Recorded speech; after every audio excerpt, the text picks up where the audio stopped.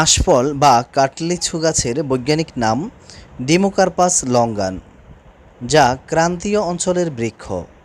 এটি এক প্রকার লিচু জাতীয় সুস্বাদু ফল। এটি লঙ্গান বা আঁশফল নামেও পরিচিত। এর রয়েছে অনেক পুষ্টিগুণ এবং উপকারিতা। আজকে আমরা জানব আঁশফল বা কাটলিছুর উপকারিতা সম্পর্কে। আঁশফল বা কাটলিছুতে রয়েছে খনিজ উপাদান, শর্করা, ভিটামিন সি, ৭২ ভাগ পানি, ১০৯ কিলো ক্যালোরি শক্তি, ভিটামিন সি এবং ক্যালসিয়াম। আঁশফলের শুকানো শাঁস ভেষজ ওষুধ তৈরিতে ব্যবহৃত হয়, যেমন এটি পাকস্থলীর প্রদাহে অনিদ্রা দূর করতে ও বিষের প্রতিষেধক হিসেবে ব্যবহৃত হয়। এর পাতা অ্যালার্জি, ক্যান্সার, ডায়াবেটিস ও কার্ডিওভাস্কুলার রোগ নিরাময়ের জন্য ব্যবহার করা হয়।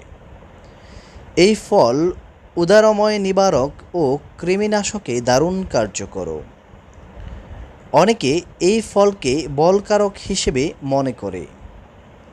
শারীরিক দুর্বলতা তাড়াতে অতুলনীয়, অবসাদ দূর করতেও এর দারুণ সুনাম। হৃদযন্ত্র সুরক্ষা এবং সক্রিয় রাখতে আঁশফল উপকারী ভূমিকা পালন করে। স্ট্রোকের ঝুঁকি কমাতে পর্যাপ্ত পরিমাণে আঁশফল খাওয়া উচিত। পেটের অসুখ দূর করতেও এতে থাকা আঁশ উপকারী।